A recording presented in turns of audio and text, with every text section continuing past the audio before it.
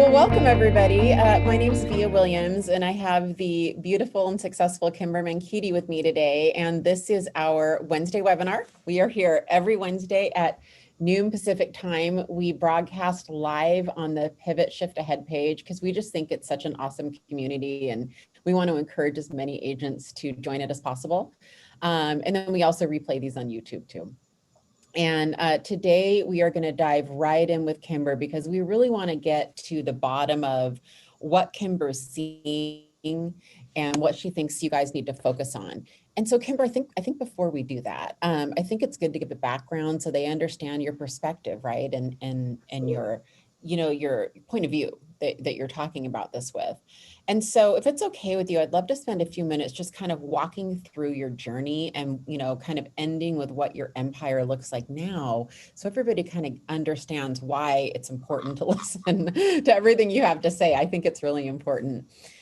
But you've done so many things. As of a couple of weeks ago, I believe you're the outgoing president. Is that correct, of your Realtor Association? I am. I'm the immediate past president. There you go. You're the like immediate past president. Even better. You're from Virginia, right?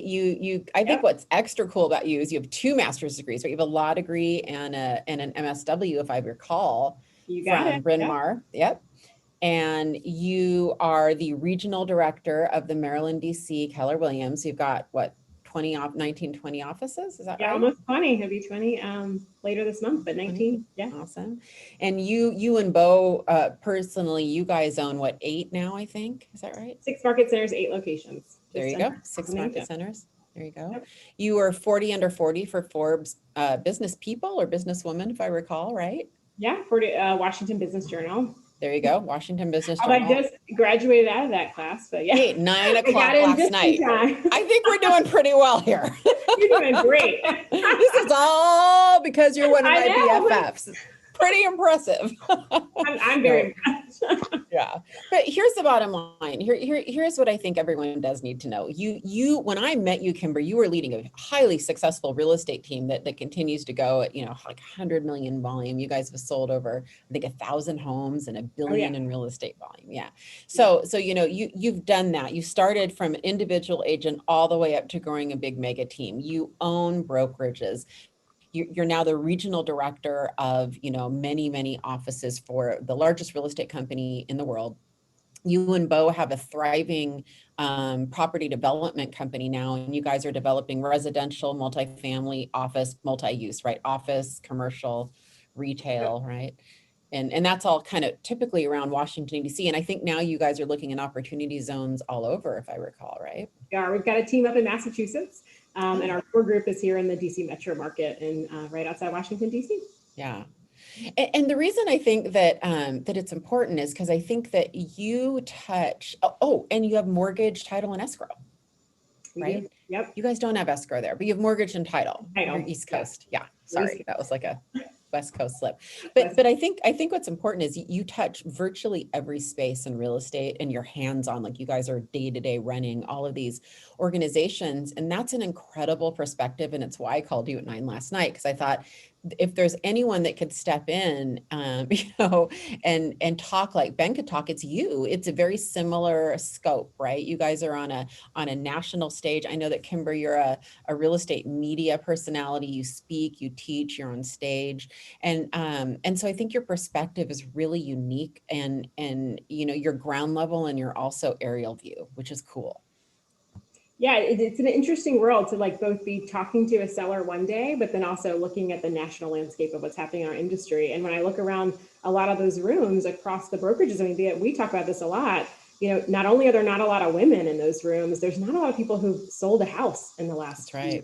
So really being able to have that sense of not just hearing about it, but experiencing it and then putting it into practice. I think it's what has made both on the BK West Coast side and the BK Bo and Kymber East Coast side. Oh my gosh, you're right. I know. I was typing it the other day and I was like, wait a minute. That is so funny. So for all of you who don't know, fun fact, my husband is named Ben, and then Ben Kinney is my who I work for. So I have to call Ben Kinney BK, and I have to program my husband and my cell phone as husband because there was too many cross texts accidentally going on. More like like, who's picking up Zoe, just to be clear. It was Just more to be like, clear. are you doing dinner or am I? But anyway, so I call Ben Kinney BK. And so you're Bo and Kymber, you're BK East for BK West. Stay East, or to put that in your phone. Oh, that is really funny. No, I will not. No. I will not do that. I will not do that. I will not do that. All right, good. Yeah, I'm sure. So, so Kymber, let's launch in. Let's just walk everybody through a little bit through your biography, because I think it's really a cool story. So you're from Virginia, you go away to school, you meet a boy, his name's Bo, and that kind of drives you back to Washington, D.C. I'd love to kind of know, and I know you got into nonprofit. I'd love you to take it from there. And like, how does one get from nonprofit to where you are today? I love it. So Bo and I actually met the summer I graduated from college, and I was getting ready to go to work on my master's. And we met both at a nonprofit called College Summit that's based here in Washington, D.C., but services college students across the country. They work with high school seniors and help them launch really first generation college students. So our heart for like nonprofit community engagement is really where it all started. We met at the University of Florida doing a workshop. And then that sort of was the beginning of our relationship. We had a long distance relationship for a while, went away to school, come back, and Bo is running this nonprofit, in his early 20s, leading a national nonprofit organization. I come back and I'm a social worker by training. So I come right into a world where I'm leading the Archdiocese of Washington, our entire network of Catholic schools, which is about 120 schools in the DC metro area. And so we are, we're like in our early 20s, we're getting married, we're really excited. And Bo, his company, he'd implemented this policy where you had to take all of your vacation. You couldn't just like stack it up, right? Because we're nonprofits. And so we work hard, but we live well. And so everyone points out, hey, Bo, you haven't actually taken any of your time. So he gets like 3 weeks off. And what does he do? He goes and gets a real estate license. And literally in that like first 3 to 5 weeks, gets his license. He's at like the perfect real estate age because all of his friends are like getting married, buying houses, have their first jobs. So he sells like 10 houses in like the first 30, 60 days and looks up and he's like, wait a minute. Like real estate is a really powerful catalyst to generate income that would allow you to have big impact. And we're in the nonprofit world where literally you have to beg for everything. You could have a really amazing idea, but unless somebody else thinks that it's amazing, it doesn't go anywhere. So that sort of sparks this idea of like, how could you use and harness real estate to impact neighborhoods and communities and create really social change?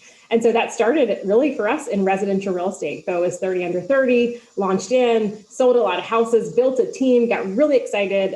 Actually, of course, because where else would you meet and learn about Keller Williams except in a bar in Chicago? Perfect. So, why right? wouldn't you? It's actually like a powerful KW profit share story. Joanne Curtin, Right. Who's a fabulous agent in the Atlanta market, was there for an event, and Bo was there meeting up with some friends. She overhears him talking about like real estate and how he's going to open like a Coldwell Banker office.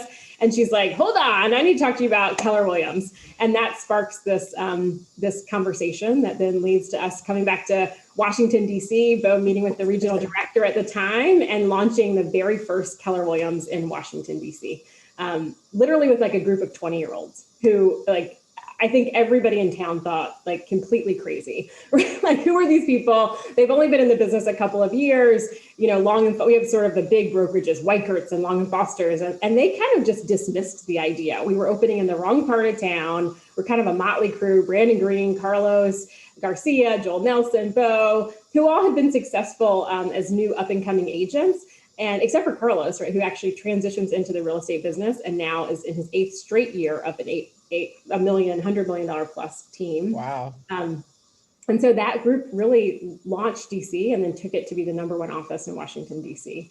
And then that kind of sparked the rest of the journey, at least from the Keller Williams Capital Property side. I joined both full-time, really as a part-time agent. I'm still at the Archdiocese in those early years. And so I was launching KW, getting really excited about that and development. And so I jump in to just sort of rebuild the sales team because we were doing our very first condo project. We had a 21-unit condo project that we were delivering in 2006. So who knows what's going on in that time.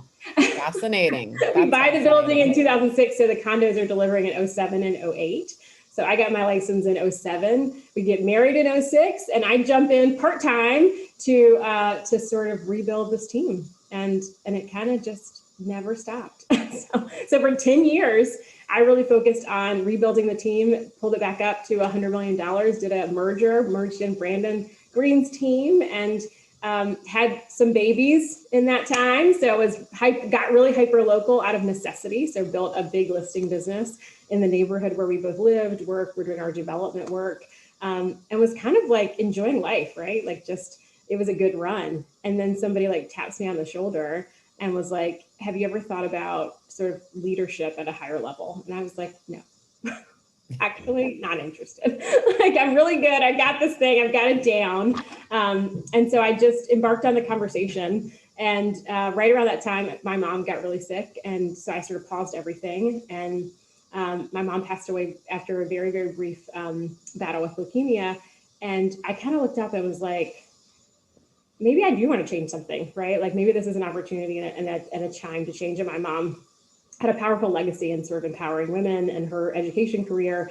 And that for me really did spark that sometimes opportunities that we take are not just about us, they're about the doors that we open for other people. And so I dove into the regional director role for Maryland, DC, really straight out of a mega agency, which is a bit unheard of at the time, and became one of the youngest and the first Black female to ever take that role at Keller Williams, and have been in that seat for the last couple of years. It's such an incredible story, Kymber, and that's why I just felt like it was so worth it for everybody to hear it, from you, because it's very inspiring to me every time I hear it. And I remember all of that. I remember being with you during all of that. And I think what we should probably add is she's had a fourth boy. Yeah, I did add another baby. Let's just add that to the mix. And so, this just badass lady boss over here, you'll see her like leading meetings and like juggling a baby. It's the best. I remember, it must have been at like one of our big Keller Williams events, but you have the microphone and you've got a baby. That was Sarah. Oh, it was Sarah. Oh, I thought it was you. I had him at a groundbreaking last November. It was like he was like 4 weeks old. I strapped him on. We had the groundbreaking for one of our large projects. And so he's in all the pictures like attached to me. It's so awesome. It's just so beautiful. It's so amazing. Awesome. It's so amazing. Yeah. So I think it's safe to say, Kymber, you have an incredible perspective, right? So as we kind of go into, your perspective, you coach leaders of agents, you coach agents, you coach your own team, you coach other people around the country. I mean, it's fair to say that you are in it at a level that, most people aren't. And so you kind of have this perspective, I think, of seeing macro trends and then seeing that day-to-day kind of what are the typical mistakes that agents are making, and what are they doing that works. So I'd love to dive into that a little bit and start with, and because that was the topic that I kind of roped you in on at 9 p.m. last night. You are the best. You are the absolute best. And by the way, I will owe Kymber for so long for this. It is well worth it. I told my team today I had to move a meeting and I was like, don't worry, it's so worth it. Oh, yeah. Washington, D.C. and Maryland, they're going to be like, it's Vija again. At the last minute. Weird. Kymber. Yeah, weird.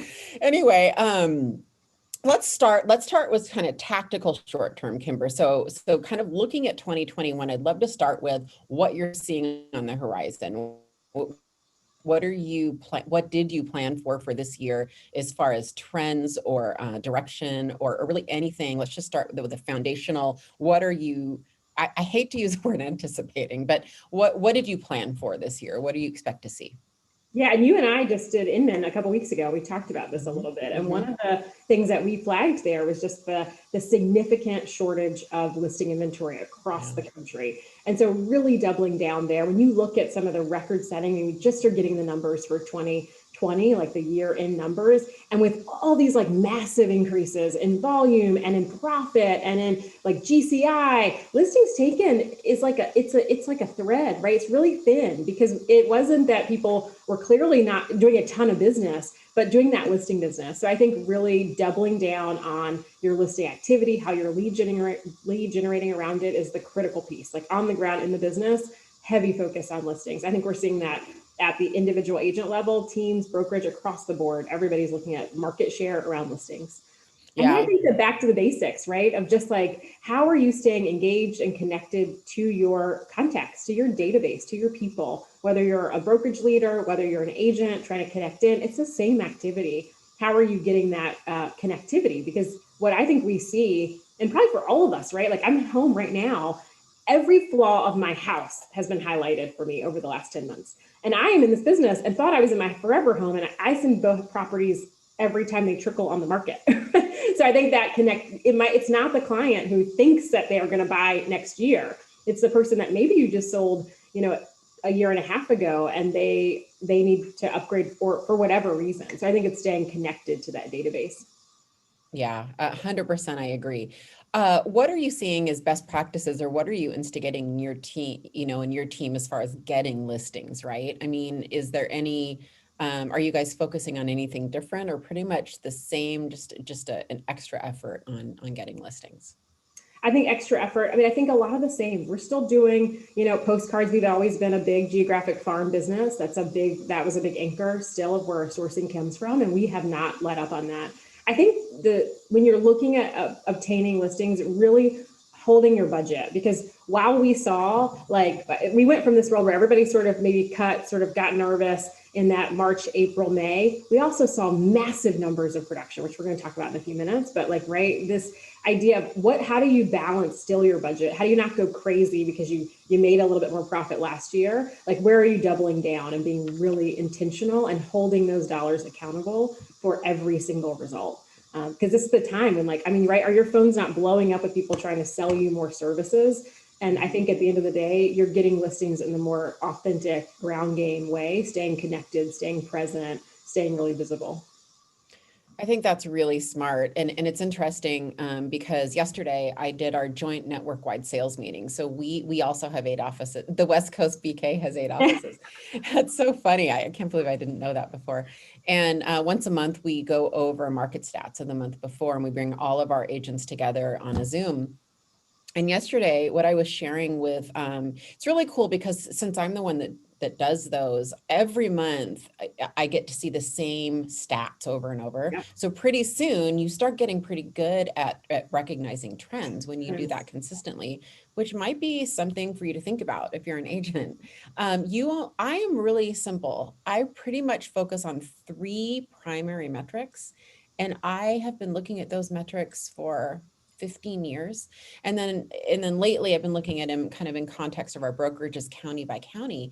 And what struck me at kind of fourth quarter moving into this quarter is we brought on a ton of new listings last month, and we absorbed more. And so I said, guys, I have good news. And the good news is I think the real story is an insane buyer demand causing the lack of inventory, hopefully not a supply side choke, which I was expecting, right? Mm-hmm. So I think maybe the real story in 2021 is insatiable buyer demand, which is a great problem to have. What I was worried about is that sellers were just going to stop selling. They were going to hunker down again, remodel, do their thing, and stop selling. Actually, we had a record amount of new listings come on in the Seattle. In fact, on our entire Washington State MLS, we had a record amount of new listings come on, the most since 2010. We absorbed more of them, so we still have a 2-week supply, but that's better. That's more hopeful to me than maybe 4 or 6 months ago. I might have been a little more dire because I thought, oh my goodness, supply side's going to just choke us out of having enough units. So hopefully that's a story this year, guys, where that's a really compelling story to tell your sellers too, I think. Well, I think what you're hitting on right at the end when we think about things to do is that economist of choice. You've got to know that data, whether it's hyperlocal for your town, you got to know it inside and out. And particularly right now, right, we're getting ready to see changes to our tax laws. We're getting ready to see impacts to 1031 exchanges. You've got to be the person who is up to speed. Get with your partners, make sure you understand that your brokerage should be delivering that kind of content for you that you can repackage and position back to your buyers and sellers, because you're right. I mean, you're exactly right. You've got to have that data. What do you think, Kymber, as you kind of coach agents and teach at all of your various market centers and everything, what do you think agents tend to what are some big mistakes that they tend to make that you see?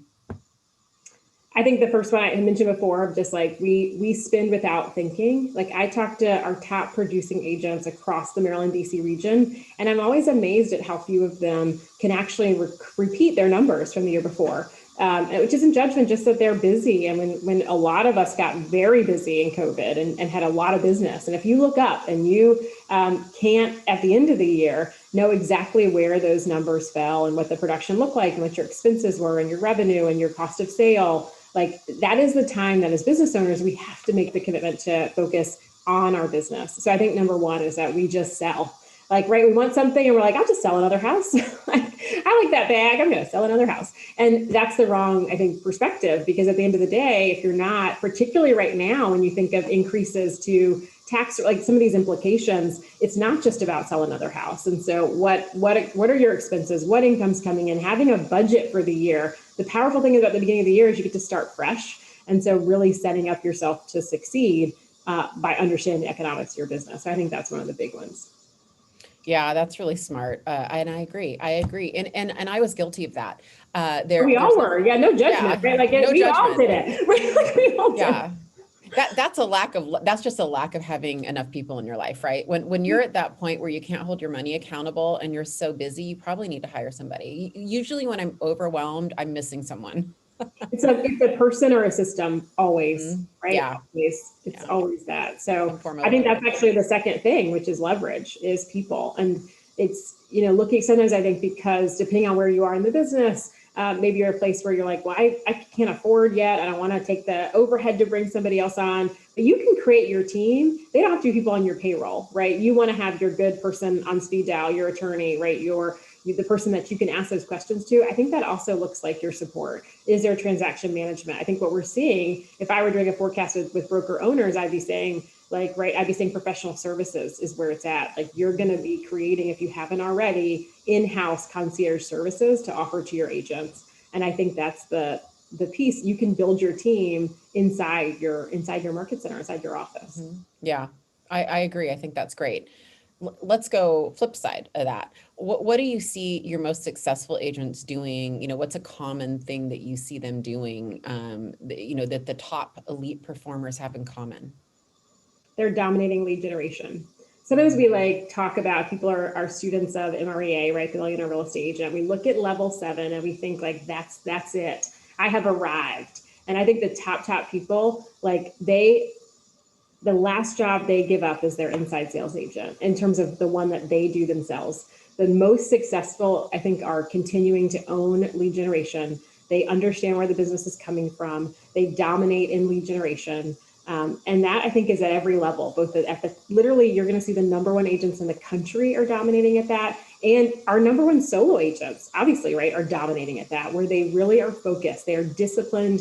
They have a schedule around it, or they have leverage around it that are really focusing them on staying. And I think in some ways, I think if we look closer at the data, we're going to see that our big teams got bigger and the middle got tighter, right? That people dropped out, they joined teams. And I think I would attribute it to that domino, that the big teams were focused and they could pivot faster, double down on lead generation, and they were just capturing more of the market.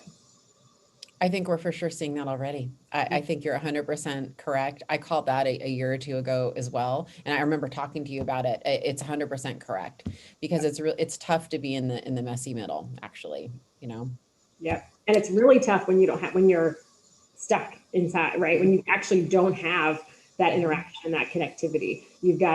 People don't stay there for long. They either grow or they get out. Yeah. 100%. I see it too. Yeah, it's interesting.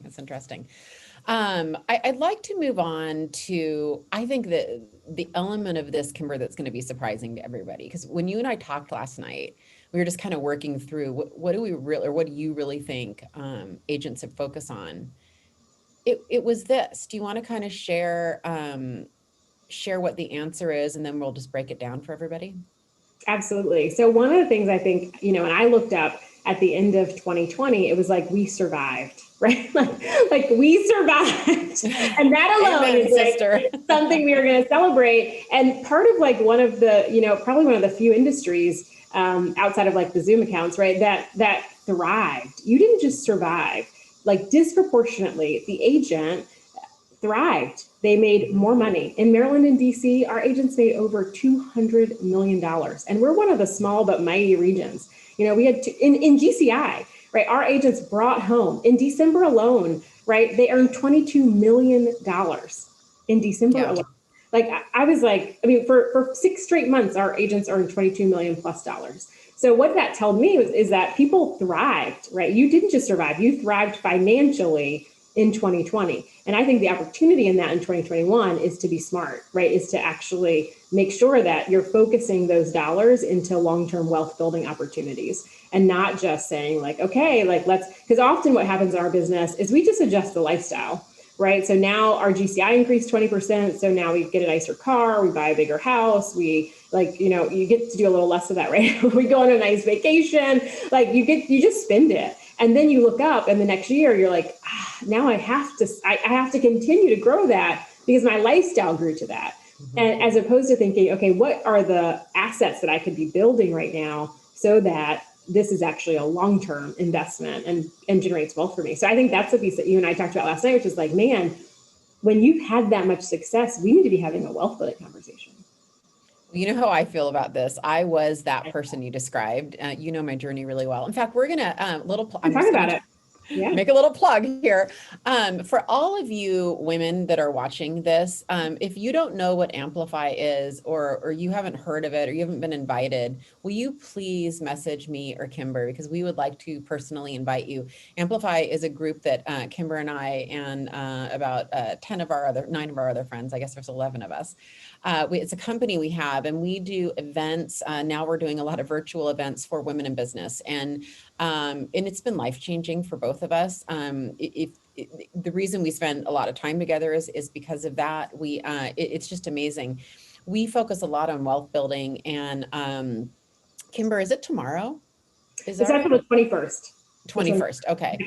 Yep. We have our next virtual event is next Thursday. So there's still time to sign up to kind of get a year membership on that. And it's just incredible. So all of you guys replying on this, Hattie will capture your information and I'll get back to you on it. And that's a specific one focused on amplify your wealth and building your network. Yeah. So we each month there's a special series, and the one on the 21st, it kind of builds on this conversation and in the how part, how to actually go do it and make it happen. Yeah, it's really incredible. I would say the 3 biggest wealth determiners I have in my life are Kymber, Wendy Papasan, and Ben Kinney, and they've really changed everything for me on that, because I was that person. I was that agent who made more money and spent a lot of money, and never took the income, the amazing income I was making in real estate, to invest in assets and long-term assets. And last year I had a really big birthday, and it freaked me out. Luckily, about 2 years prior to that, I started this wealth building journey myself, and I started tracking my net worth. I do it about quarterly. I get you're supposed to do it monthly. It's a pretty big deal for me to even do it quarterly, you know? So I do it about quarterly, and it has been highly motivating. It started negative, started in debt, and is now, I think we've tripled or quadrupled in the last 2.5 years. Just closed on an investment property out of state a few weeks ago, and am anticipating buying 5 or 10 this year. So we're just really, all of our extra focus and energy and finances are really going towards building long-term assets. So this is a topic that I'm reading about. I am listening to podcasts about. I'm picking Kymber and Wendy and Ben's brain about all the time. Like, I'm in it. So I'm really excited that we're going to kind of spend a little bit of time right now talking about it, Kymber, because I think there's a lot of people who may not want to raise their hands and be as open as me, who probably are like Vija. They probably do not have the long-term assets, probably don't have a great retirement plan. And so let's start at the beginning. For all of those agents, Kymber, who are making really good income right now and haven't really put their energy and effort into wealth building, could you walk us through, what the first domino is? What's the first step? And let's maybe kind of step it out a little bit. Yeah, I mean, it's interesting because we kind of think about it as a wealth building continuum, right? And so there's sort of 3 elements in that. The first is create, because you have to actually create the income. And I think the important part in that phase, and I think one of the best gifts that Bo and I had, was that we had come out of the nonprofit world. We were in our early 20s, so we didn't have a lot of debt or expenses or children yet. And so we were able to, one of the decisions we made in starting the business, that we were going to pay ourselves the same salaries that we were making in the nonprofit world, because we knew that we could already live on them, right? We knew, so we really fixed our income at a rate, and really we didn't change that. It's kind of ridiculous, but it was like 7 years that we had not made a significant change to our salaries. And what happened in that period of time, right? The business was growing. And so what that meant was that when there was a delta between, and we were succeeding at a high level, right? We were selling a lot of houses. That became the cash flow that allowed us to launch the Keller Williams. That became the cash flow that allowed us to really build what is today a significant real estate portfolio. And in the beginning, it didn't feel like that, right? When we bought our first house, it was like, okay, that gradually then suddenly progression. So I think that first is fixture dollars. So I love that. And I just want to like stay on that for a second before we move on. So when you talk about create and you talk about what you just said, you know, it's creating income, right? I mean, and I think what's cool, because, you know, primarily the people watching this are real estate agents. We are high income earners, or we can be, you know, we have the capability to be. So what I'm hearing you say is at some level, because let's say someone's a little later in life and they do have a high overhead, right?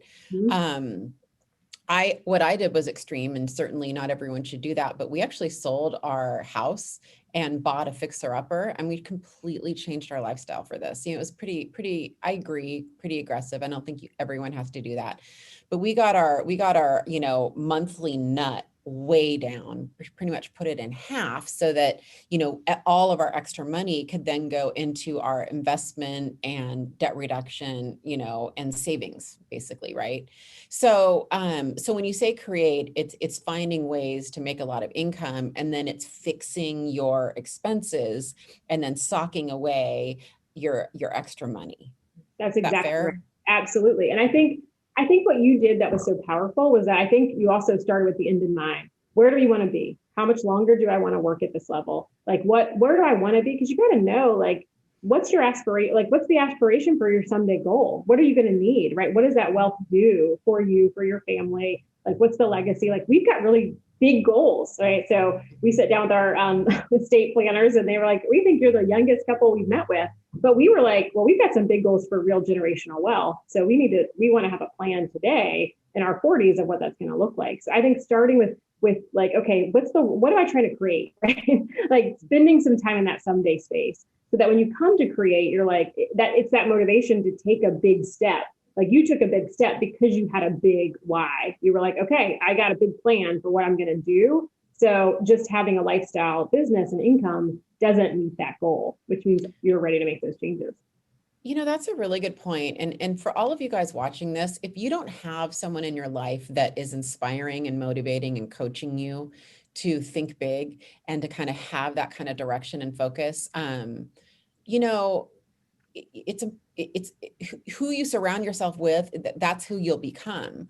And so it's time to take stock a little bit, right? I would say that the top 5 people I spend the most time with now are different.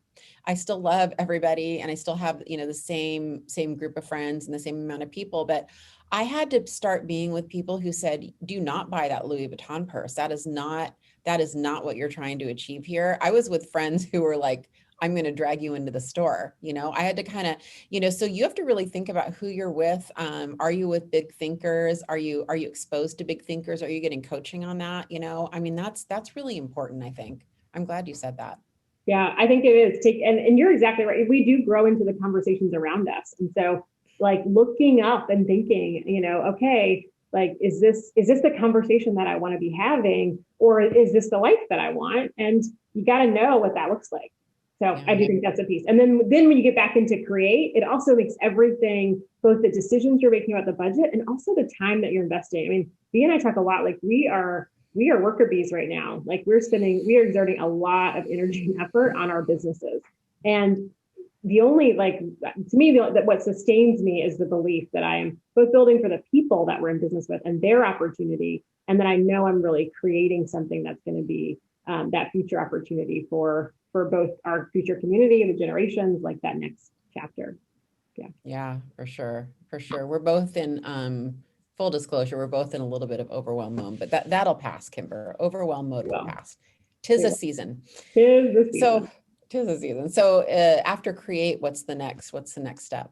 So the next is multiply. And that's kind of a fun phase, right? Especially in our business, because because you get to create these dollars, right? Which is what a lot of people did in 2020. They created high incomes, and they might be looking at a world where either you've got some extra dollars in the bank, or like you've got a plan for that for 2021. Right. So in multiply is really where you actually like exponentially grow the income. Right. So that might mean that you buy a house, you fix it up and you flip it out. Right. That you take your single family residence and you add something to it and you move it to the next level. That's where people are renovating homes and selling them. It's where you take some risk. It's a riskier bucket, but the idea is that you're trying to multiply, right? You're trying to increase those returns. And we're so like, our benefit is that we're literally like sitting at the opportunity, right? You know the market. We talked in the beginning, the economic, you're the economist of choice. You know what's going on. You know when something's an amazing deal, right? You knew that fixer-upper was like, right, the right thing to do. It was the right investment because you knew that neighborhood. It was not a question that you knew that like, all right, this is the one, we're going to go after it. So that's 100%. The only reason we got that is because we were agents. We got the lowest price in our same neighborhood. 100% everything you said. I want to clarify. So in the multiply phase, it's multiply your income, not your net worth. We're still in income right now, income production, income focus. Absolutely. Okay. And you think about we talk a lot about like your time and your talent. So in bucket one, you're trading your time for money, right? In bucket two, you're doing a little bit of your time and your talent. This might be like self-managing a property that you own as a rental property, right? Because you're taking your talent, your expertise in the industry, and you're leveraging that to get more. And so it's different than just your job, right? It's different than just your sales business because that's the thing that is in limited supply. And it could be, right, in multiply, that could be your sales business. That could be expansion. That could be like, there are places for some of us where we could look at multiply in terms of how we're building out a business to be able to generate and to take it to the next level. So that's that next piece. That's that next bucket, which is how do we multiply?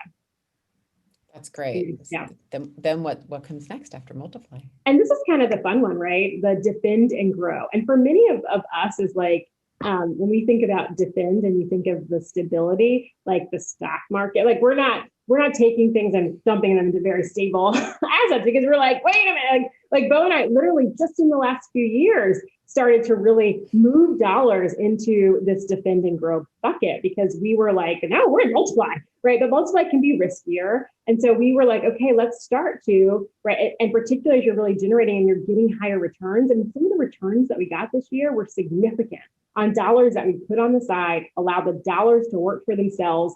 This is where like financial planners and right, building out your team becomes really important because there's some really powerful things you can start to do with your income and your wealth that really start that multiply process, right? If you've got money and it's just sitting in the bank at a 0.000 something percent return, right? Looking at different funds and investments, we started to look at investments that were turning 10 and 15, 20% a quarter. Like imagine what that starts to look like when you sit a chunk of money there and it just starts to work just by where it's sitting. So that was the piece. And for us, it was really about building a team. So having a team of advisors who could really say, all right, here's this chunk. We're ready to pull it out of the multiply and put it into that defend and grow. But that is where the wealth, I think, has really started to increase. So what I'm hearing is, I mean, most people spend the majority of their time and create and then multiply, right? Defend and grow is sort of once you've hit whatever milestone, you've hit. Can we go back to multiply? Can I drill down a little bit on that? Yeah, please. I think that's a piece because I think the one is like money for money, right? So when you really think about the middle, you're in both time and talent. Like that's where the magic happens. That's where the big numbers can happen. And then you've got to actually start to move things over so that they're safe and secure because multiply can be a riskier spot. Yeah, for sure. I love that. So can you talk about some of the things you've done? I mean, besides actually selling real estate for commission, can you just share some of the things you've done in multiply? I'd love to hear, what you guys have done. Yeah, I think investments. I mean, we literally have a portfolio of property, and that started as single family homes. And one of the things we started to do, which is a little bit in the defend and grow, is actually starting to move into commercial assets, right? Things that had triple net leases that were really allowing us to then leverage other vehicles around refinancing and pulling dollars out.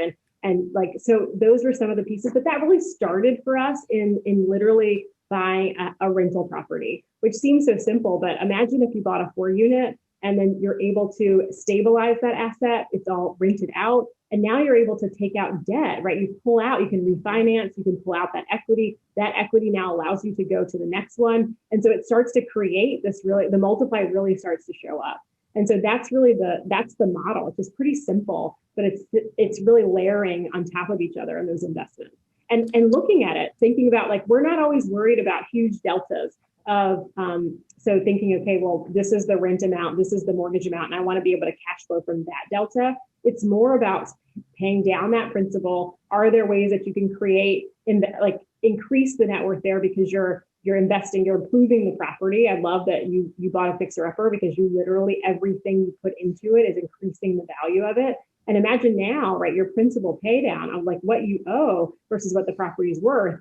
Now you could pull that out, and that 5 to 10 now come from the assets you bought last year, right? Not from how much more money did Via make in her day-to-day operations, right? Now you've created that. Yeah, I think one of the lessons I've learned, this is really interesting to me. One of the lessons I've learned for all of us who are in kind of expensive tend to be coastal markets, two things that I'm focused on. Number one, none of our investment properties are in the Seattle area. There's just, the numbers don't work, right? But what's interesting is you can make that expensive market work because your primary residence is really increasing in value if you're in any one of these areas, most likely. And so Kymber, what she's saying is so smart where, you do a forced equity increase. Like in our case, we just paid for a remodel. So we could, potentially do a cash out refinance, take that and then go buy, that's how we're going to go buy 5 or 10 homes. We're going to go find 1% markets, around the country.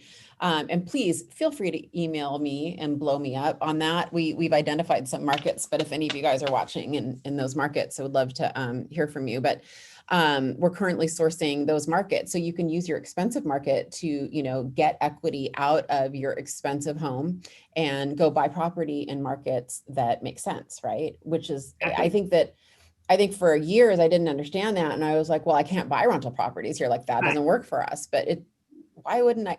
Like, it didn't occur to me that you could buy them in any state. I don't have to buy them here in Washington. I don't know what I was thinking, but so I'm curious, do most of your returns, it sounds like you started in real estate, but is your net worth comprised, is it businesses that you invest in, or is it property, right? What would you say is the mix there? Or what, how much of that is business cash flow and business multiples versus, commercial and residential real estate?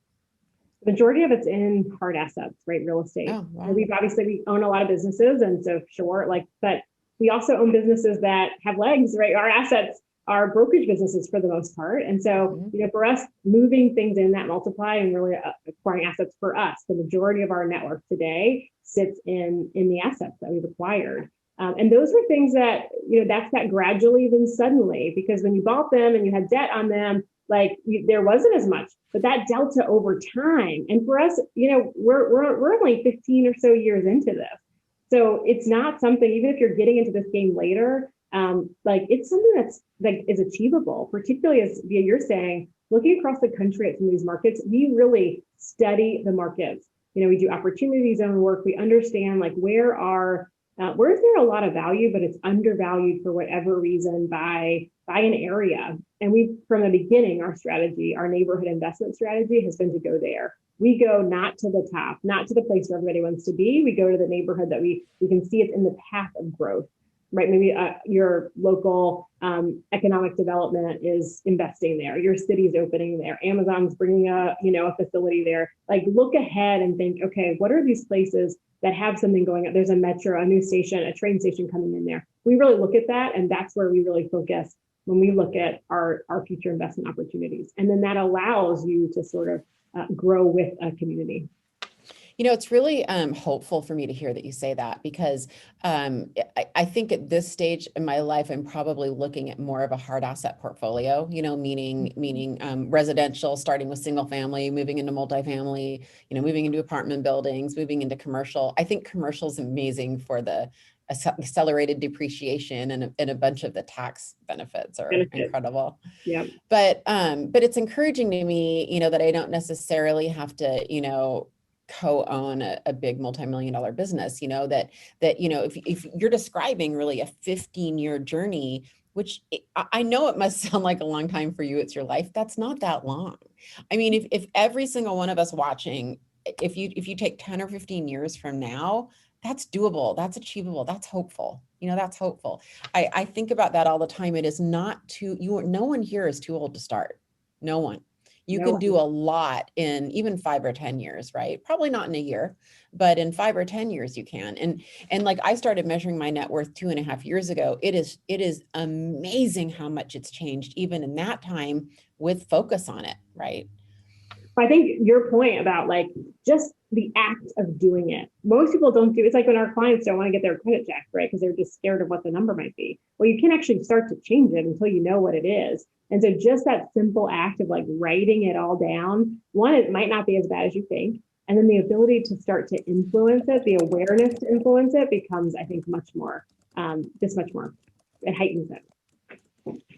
Yeah, so Alex Hayes is asking Kymber, how do you shift into the commercial when all of your business has been single family? It's a really good question, Alex. Do you partner with a commercial broker? How do you do that? Yes, absolutely. Well, one, there's a lot of residual, so there's things that sort of swing both ways. But what I find is when you're doing the same activity, when you think about, so if you're looking at a neighborhood area, depending on where you are, like for us, we're in the city, so it's an urban market. So inside of our residential neighborhoods, there's often a commercial strip. And so we found was that just by doing a lot of the geographic farming and prospecting, we got to know a lot of the owners of properties. And so that created just the same relationship business that we do on the residential side is what unlocked the first opportunities for us on commercial. And absolutely, like definitely partnering in, getting commercial. We still today use commercial agents to help us identify, particularly if we're going into a new market or we're looking at a new area. So I would say one, leverage where you already are. You're already gonna, if you know the residential market, it's a lot of the same people and the same players that also own your multifamily property owners in your neighborhood often are some of the same ones that are your commercial property owners.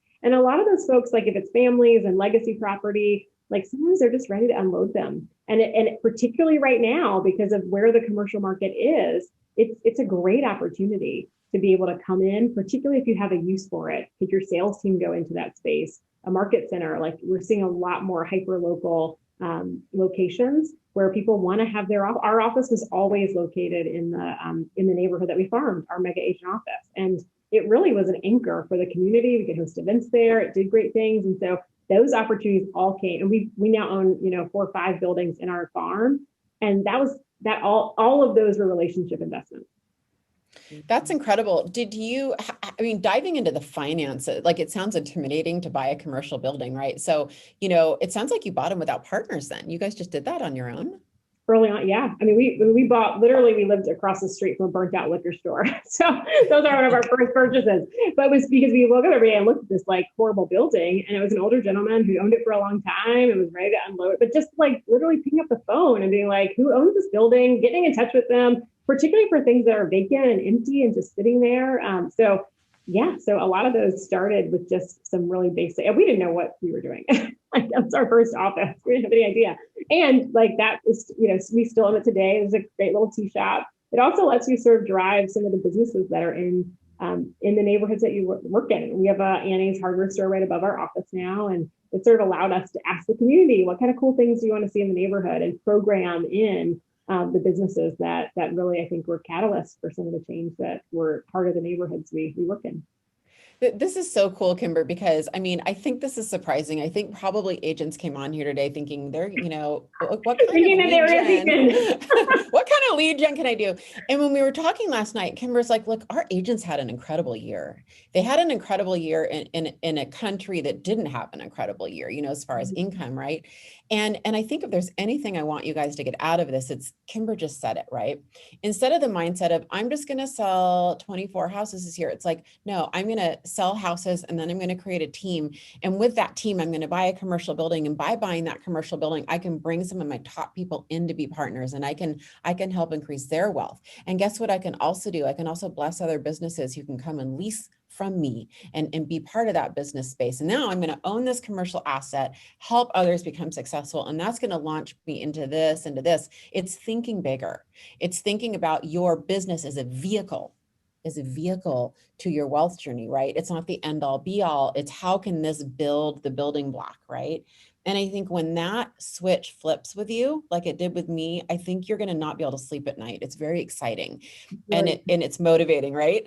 And I think the power to choose, like I wake up every day and I choose to do this work, even though it's Yeah. crazy and it's hard. I don't have to do it, right? Like financially, I don't have to do it. I do it because I want to, and I have that choice to do it. And I think you want to be able to approach your business every day in that way, that you're going on that listing appointment because you want to, not because that's the thing that you have to do. And I think that that's the power of our industry. If you leverage it perfectly. So when we looked up and saw those numbers of how much money our agents made, it also then allows you to give and to like, when you think about like our goal this year, like we've got some big goals around giving and impacting. And that's the stuff that is real power. Yeah. So, and I think it all starts with us living what we sell, like buy an asset, right? Yeah. 100%. And I coach a lot of people as well as Kymber. And I know there's a lot of people who kind of think of wealth as like maybe greedy or selfish, I think there's a lot of misconceptions out there. And what I would challenge you is if you think that way, you're probably a really good person. And what could you do? What would you do if you had, $1 million in your bank account? I bet you would have a huge impact on the people around you, the people you love in your community. So if you think about how could you impact the world, having resources can help your mission, right? So I almost think sometimes wealth building is selfless. If we have that heart that we're gonna give a lot of it away, and more importantly, Kymber, we're gonna give jobs and we're gonna give opportunity for people to grow their businesses and kind of be part of that path. So with that said, what resources we have people all over the country and an international audience sometimes too. I don't know if anyone's here from outside of the US today. What resources would you share with everybody to kind of learn more and to dive into this topic? I love it. And we flagged, I saw lots of ladies commenting about Amplify. I'd love to see you all there. I think is just getting into a community where you can have this conversation. And if you don't have one, Amplify started out of our networking group because we looked up, and for many of us, we didn't have that community in our immediate area. And so we went and created one. So I think if you look up and you don't see it, then I would say create one, right? Create the resource that you need. And then what I love about it, there's so many good books, right? I think Vija dropped a couple in there, The Psychology of Money, The Wealth Code, like there's some good things, just becoming a student of wealth building and really understanding, as Vija said, like your own programming around it. Because that's in some ways, like, what is it that you need support with? We get coaches for everything. We have food coaches and business coaches, and you may need somebody specific to support you around the financial, like coaching for your business. And I would definitely say like, that is just by focusing on something very small can have a significant impact. Yeah, I think a great place to start. Thank you for that. This is an exciting topic for me. Can you see? I'm like I know. Oh, I love it. You did some good ones. When-Make-Give. Yeah.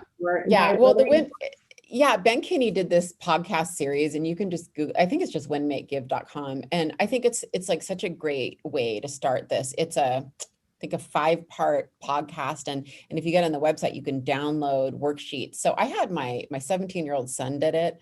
And I did it. My husband started to do it. He'll finish.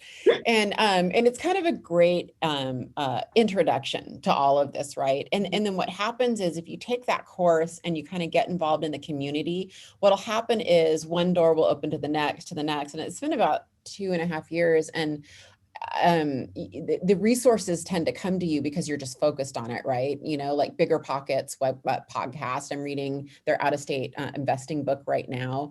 It just all starts coming together, and then you kind of get in these circles of people who are doing investments, and then you get this and that and this and that. Oh, good. So Holly Mitchell's now obsessed with the word and idea of Delta. Yeah. We love you, Holly. I love it, Holly. Thank you. Yeah, I think I'm glad this is a conversation that I know we both get really excited about. So I'm glad. Yeah, super excited about. Any last words for anybody? I mean, like what do you want everybody to leave with? What hopeful and inspiring message do you want everyone to leave with on this topic? I think, one of the things that we had talked about is sort of these lessons learned. And I think too, things is the one for me that stands out is like, you can have absolutely everything that you want, right? You can have everything that you want.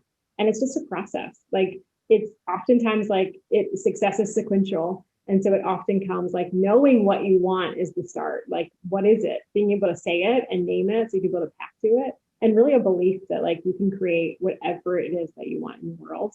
And that nobody does it alone, right? None of us succeed alone. And so whatever that looks like in your life, but finding the people around you. I mean, this circle and Vija and our group of women has been just a catalyst in my life. And so find your people, find your tribe, because I think that is where success happens.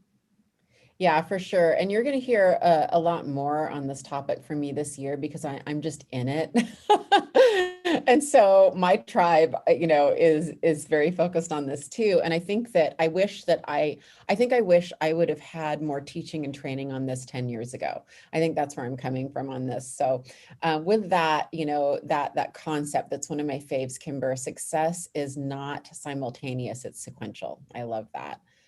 With that, thank you so much for jumping in today. We so much appreciate just really your story and you sharing and your teaching and everything. What's the best way for people to get a hold of you? Yeah, absolutely. I'm going to drop my email. It's just Kymber at Menkiti, MENKITI group.com. I'm on Facebook and Instagram, just Kymber Menkiti. So you can find me there. It's probably the easiest. Drop me a message. I'd love to connect. Awesome. And everybody here, we're going to have Ben Kinney on next week. So that got pushed a week. So we'll have Ben on next week. And I think that it's funny, he's going to talk about what to focus on in 2021. And I think you're going to be surprised. You're going to hear some of the same stuff. And it's no surprise that Ben and Kymber are two of the most successful people I know. So with that said, happy Wednesday, you guys. I will see you next week. Have a great week.